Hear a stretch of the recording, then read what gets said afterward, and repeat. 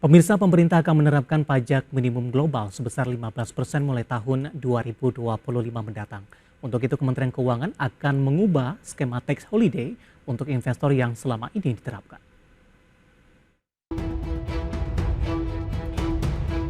Pemerintah akan meratifikasi penerapan pajak minimum global atau global minimum tax sebesar 15% pada tahun 2025 mendatang.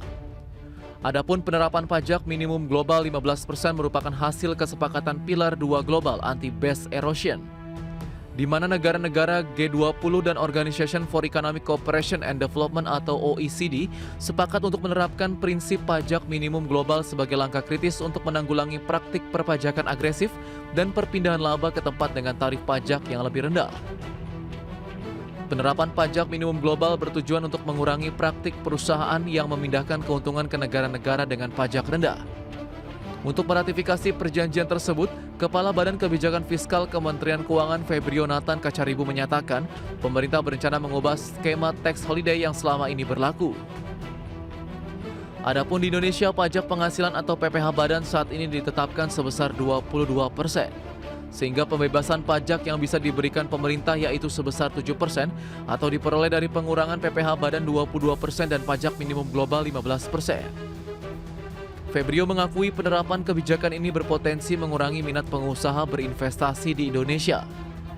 Namun pemerintah akan tetap mengimplementasikan syarat tarif minimum ini guna memastikan penghasilan wajib pajak yang tidak dipajaki Indonesia tidak dikenakan top up tax oleh negara asalnya sehingga hak atas pajak tetap diperoleh di Indonesia. Sebelumnya Wakil Menteri Keuangan II Thomas Jiwandono mengatakan penerapan pajak minimum global menjadi penting, mengingat berkembang pesatnya teknologi dan digitalisasi. Perkembangan itu membuat batas-batas negara semakin tidak jelas, sehingga banyak perusahaan multinasional yang beroperasi di sejumlah negara tanpa kehadiran fisik perusahaannya. Kondisi tersebut menyebabkan sistem pajak tradisional yang selama ini diterapkan tak bisa menarik pajak dari perusahaan tersebut. Padahal, perusahaan-perusahaan multinasional yang umumnya bergerak di sektor teknologi ini mengambil banyak keuntungan dari negara tempatnya beroperasi. Berbagai sumber IDX Channel.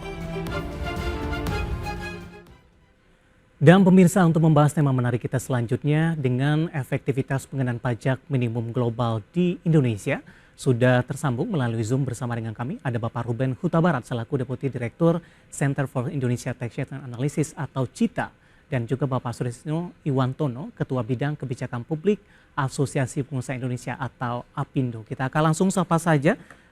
Selamat bergabung Pak Ruben, apa kabar Pak? Kabar baik Pak David, selamat pagi. Terima kasih sudah bergabung Pak Ruben, dan selanjutnya Ya. ada Bapak Sutrisno Iwantono, Ketua Bidang Kebijakan Publik APindo. Pak Sutrisno, apa kabar? Terima kasih sudah bergabung Pak. Baik, selamat pagi. Baik, untuk pertama saya ke Pak Ruben terlebih dahulu. Pak Ruben, bagaimana Anda mereview kebijakan perpajakan untuk perusahaan penanaman modal asing di Indonesia sampai sejauh ini? Sejauh ini perusahaan penanaman modal asing memang kebijakan penerapannya tidak ada yang dikhususkan ya, sama seperti perusahaan-perusahaan wajib pajak perusahaan pada umumnya.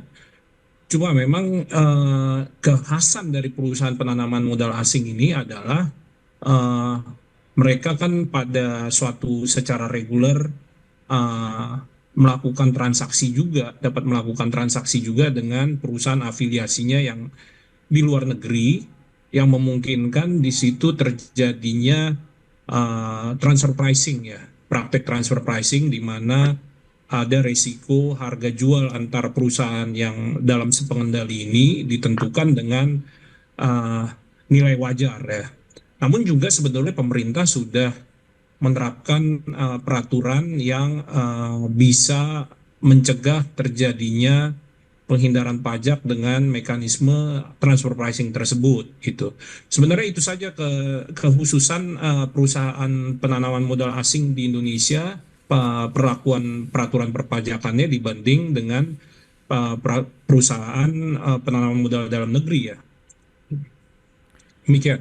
Baik, tapi jika ditarik ke kondisi perekonomian Indonesia saat ini, apakah sudah waktunya pemerintah Indonesia juga meratifikasi pemberlakuan sistem pajak minimum global ini, Pak? Memang sudah ya, terutama mungkin yang harus diingat faktor pertama adalah hal tersebut sudah tercantum di dalam Undang-Undang Harmonisasi Peraturan Perpajakan yang sejak tahun 2021 ya. Sehingga memang sudah saatnya diterapkan karena sudah ada payung hukumnya. Justru kalau berlama-lama kebijakan penetapan uh, apa namanya global minimum tax ini tidak diterapkan, ketentuan yang ada di dalam di dalam Undang-Undang Nomor 7 Tahun 2021 itu kan menjadi seperti tidak menjadi macan ompong ya, menjadi peraturan yang hanya tidak diimplementasikan. Dengan demikian kami menyambut gembira pada akhirnya pemerintah akan menerapkan ketentuan yang sebetulnya sudah ada payung hukumnya sejak tahun 2021. Demikian Pak David. Baik, saya ke Pak Sutrisno. Dari pelaku usaha seperti apa Pak menilai kebijakan ini, penerapan dari pajak minimum global di Indonesia? Ya, terima kasih. Saya kira memang untuk kondisi iklim bisnis global itu yang namanya transfer pricing itu kelihatannya memang menjadi model ya, terutama bagi perusahaan-perusahaan besar yang memiliki kemampuan untuk mendirikan cabang-cabang perusahaan di berbagai negara ya, dengan memungkinkan mereka memindahkan keuntungan dari negara tertentu yang teksnya tingkat pajaknya tinggi ke negara-negara lain yang teksnya rendah. Dengan minimum global tax ini memungkinkan bahwa pemerintah termasuk Indonesia itu bisa mengurangi dampak dari pemindahan profit yang kemungkinan besar menyebabkan kita tidak bisa mendapatkan penghasilan dari perusahaan yang investasi di sini, terutama perusahaan global. Tapi sebenarnya di luar itu juga ada untuk perusahaan-perusahaan yang diandalkan pada digital ya, itu juga banyak yang kemudian tidak bisa dijangkau oleh pajak kita gitu. Nah oleh karena itu saya kira tentu ini mempunyai nilai positif ya untuk bisa menggapai perusahaan-perusahaan yang akan menghindarkan pajak. Walaupun ada pihak lain yang memprediksi kemungkinan ada perusahaan yang akan pindah dari kita ya. Saya kira kita tidak perlu terlalu khawatir dengan itu, karena saya melihat dari sisi positifnya kan sebenarnya lebih banyak perusahaan multinasional yang investasi di kita daripada perusahaan Indonesia yang go global. Karena sistem ini kan dikenakan kepada perusahaan-perusahaan global ya, perusahaan multinasional. Sehingga karena Indonesia belum terlalu banyak perusahaan yang beroperasi secara global, ya kemungkinan perusahaan yang terkena di luar negeri juga tidak terlalu dipikirkan. Baik, saya balik lagi ke Pak Ruben. Pak Ruben, ketika kebijakan ini diberlakukan Pak, dampak positif seperti apa yang akan didapatkan oleh Indonesia kalau kita kaitkan dengan pendapatan negara ke depannya? Iya. Jadi kalau prediksi OECD kan memang dari kebijakan global minimum tax ini diperkirakan kan akan ada 150 miliar US dollar yang tambahan dari hasil penerapan global minimum tax, yang tentu saja itu bukan menjadi hak Indonesia sepenuhnya ya. Cuma yang harus diingat adalah sedikit banyak Indonesia pasti akan kecipratan lah, akan kebagian dari alokasi yang tambahan sekitar 150 miliar US dollar tersebut. Kita dapat 10% aja udah syukur. Kenapa saya pikir kita bakal dapat jumlah yang cukup? Karena kan yang harus kita ingat, Indonesia ini kan negara pasar ya. Negara Indonesia ini menjadi negara tujuan produk-produk yang dijual oleh negara-negara maju ya. Dengan demikian ada kemungkinan bahwa laba yang dihasilkan dari kita sebagai negara konsumen juga, yang seharusnya kita juga mendapat bagian dari situ, dari hasil itu kita juga bisa mendapatkan bagian dari profit yang income yang di-generate dari Indonesia gitu. Andai kata yang tidak kita dapat pada saat waktu itu perusahaan yang menjual barangnya ke Indonesia ini juga berada di negara yang tarif pajaknya lebih rendah daripada Indonesia, atau bahkan tidak dikenakan pajak sama sekali seperti negara-negara tax haven country yang 0% ya, seperti BVI, Cayman Island. Demikian. Baik, Pak Ruben, Pak Sutrisno, menarik. Kita masih punya satu segmen lagi, kita akan jeda terlebih dahulu, nanti kita akan lanjutkan. Dan pemirsa Market Review akan segera kembali sesaat lagi. Ya.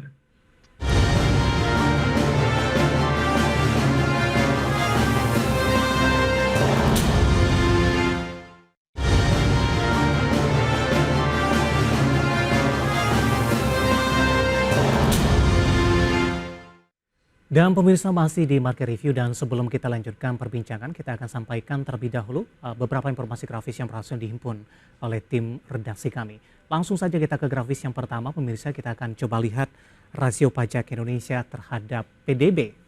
Ya, di mana di 2016 10,4%, 2017 di 9,9%, kemudian 2018 hingga 2020 lebih cenderung turun ini ke 8,3% di 2020. 2021, 2022 kembali mencoba untuk di atas 10%. 2023 turun ke 9,6, 2024 sampai sejauh ini target pemerintah di 10,12%, dan 2025 target pemerintah juga di 12,23%. Kita beralih ke grafis selanjutnya, jumlah wajib pajak dalam beberapa tahun terakhir dalam satuan juta MPWP terus mengalami peningkatan ini.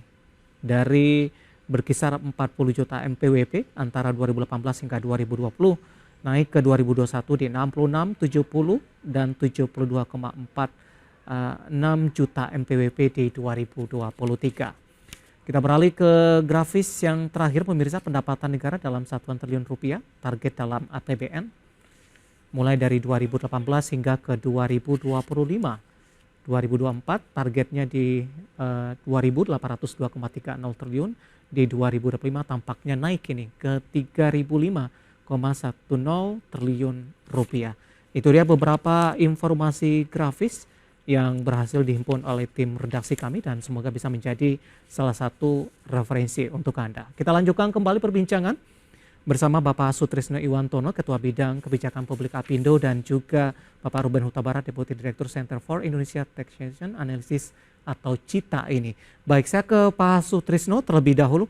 Pak Sutrisno, terkait juga dengan kebijakan pemerintah, Pak, ketika ini diterapkan, ada strategi-strategi lain, terutama untuk beberapa pajak lainnya, salah satunya adalah beberapa tax holiday ataupun juga dengan beberapa kebijakan pajak lainnya. Bagaimana Anda melihat strategi yang dilakukan pemerintah ini, Pak Sutrisno?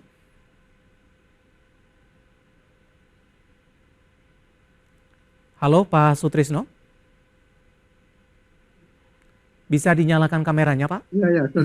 Ya. Saya kira kalau kaitannya dengan pajak, tentu itu pasti kaitannya dengan investasi baik itu dalam negeri maupun luar negeri ya. Memang kebijakan investasi itu tidak semata-mata ditentukan oleh pajak ya, tetapi pajak sendiri banyak yang masih menganggap sistem perpajakan di Indonesia itu belum terlalu ideal ya. Misalnya tarifnya juga masih tinggi, kemudian transparansi, kemudian juga ada pungutan-pungutan lain yang di luar pajak yang juga menghambat masuknya investasi ya, termasuk misalnya infrastruktur dan sebagainya.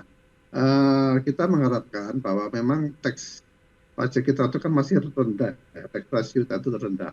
Nah, salah satu cara tentu adalah memperluas tax basis, ya, basis pajaknya. Hanya saja memang kalau kita mau memperluas basis pajak, ini kan kecenderungan terakhir ini industri kita semakin terkonsentrasi. Ada sejumlah perusahaan besar yang semakin besar, semakin kecil.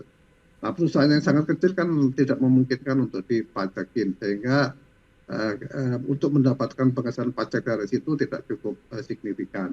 Menurut saya dalam kondisi yang demikian, tingkat konsentrasi itu harus diturunkan ya.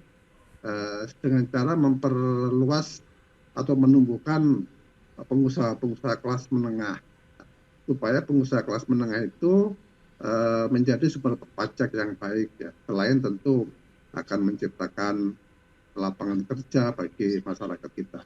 Dan ini saya kira kalau kita melihat dari sisi itu ya. Nah, kemudian dikaitkan dengan apa namanya global minimum tax tadi, saya kira kita menyambut baik ya. Nah, mudah-mudahan Indonesia tidak diisap terus-menerus ya oleh investor yang besar, yang kemudian uangnya dibawa ke luar negeri, ya tetapi itu tidak tinggal di sini. Makasih. Baik, saya balik lagi ke Pak Ruben. Pak Ruben, dari pandangan Anda seperti apa, Pak? Apakah ketika dari penerapan pajak minimum global ini untuk pajak-pajak lainnya tidak perlu sama sekali, atau memang tetap harus berjalan kedua-duanya meskipun persentasenya ada beberapa yang diturunkan, Pak Ruben? Jadi gini, Pak David, jadi pajak minimum global ini kan sebenarnya menyasar perusahaan multinasional ya. Perusahaan multinasional artinya adalah perusahaan yang beroperasi di berbagai negara yang mungkin salah satu aktivitasnya, salah satu anak perusahaannya beroperasi juga di Indonesia, atau bisa jadi dia tidak beroperasi tapi dia juga memasarkan produknya di Indonesia melalui salah satu representative office-nya. Jadi seharusnya ini tidak akan mengganggu perusahaan yang memang cuma beroperasi di Indonesia. Ya, dia tidak mempunyai anak perusahaan di luar negeri, gitu. Jadi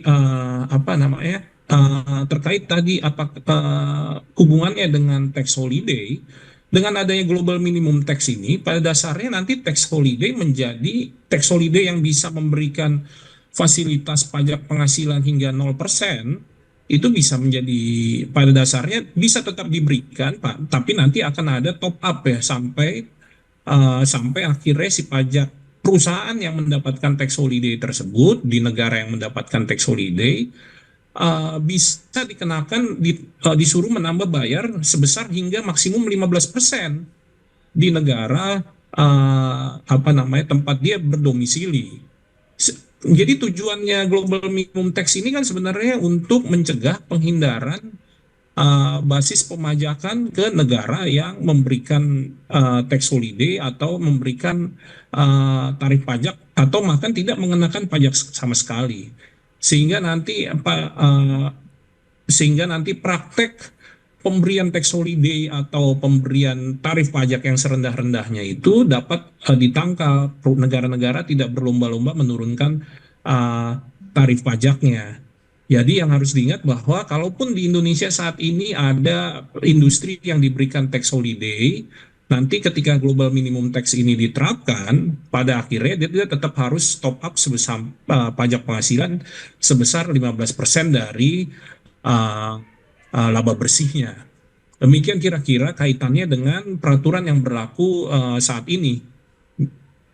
Tadi dari Bapak Sutrisno mengatakan kondisi ini akan memberikan dampaknya kepada minat untuk berinvestasi Indonesia akan berkurang. Anda mengkhawatirkan itu tidak, Pak Ruben? Justru kalau variabelnya hanya global minimum tax itu saja, mestinya enggak ya.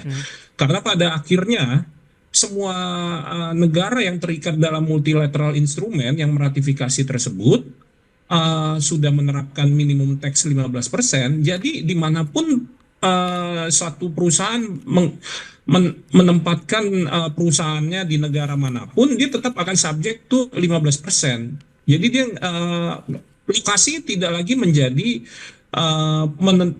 penentuan lokasi tidak berdasarkan tarif pajak di negara tersebut, sehingga diharapkan investasi suatu perusahaan benar-benar murni karena adanya prospek di negara tersebut, bukan karena mau menghindari atau mengecilkan nilai jumlah pajak yang dia bayar, begitu.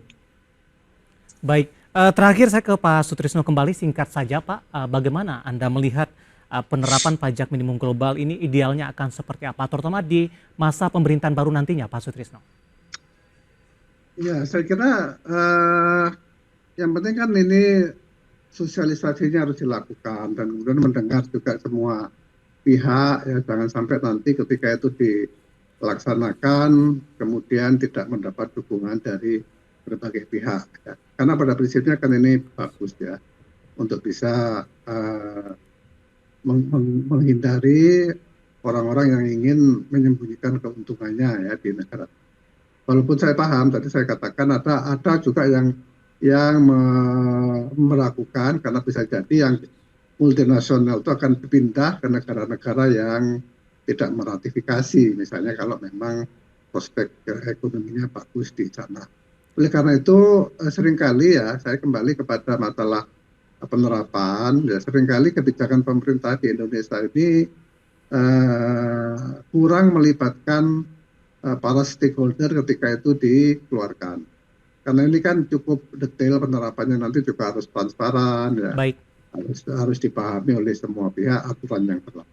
Saya kira intinya tolong diajak semua pihak untuk membicarakan hal. Baik, terima kasih Pak Sutrisno dan terima kasih juga untuk Pak Ruben. Waktu kita cukup terbatas dan semoga kita bahas tadi bisa menjadi referensi bagi pemirsa IDX Channel. Pak Ruben, Pak Sutrisno, terima kasih sudah bergabung. Sehat selalu, Pak. Terima kasih, Pak. Baik, terima kasih, terima Pak kasih. Ya, terima kasih, Pak Sutrisno. Ya, sama-sama Pak Ruben. Ya, pemirsa, ada Bapak Ruben Huta Barat, Deputi Direktur Center for Indonesia Taxation Analysis atau CITA ini, analisis atau CITA maksud kami, dan Bapak Sutrisno Iwantono, Ketua Bidang Kebijakan Publik Asosiasi Pengusaha Indonesia atau APindo. Dan pemirsa, jangan lupa saksikan program Free Session Closing yang akan tayang pada pukul 11.30 waktu Indonesia Barat. Karena urusan masa depan harus terdepan. Aku investor saham, saya David San Oval pamit undur diri dan sampai berjumpa kembali.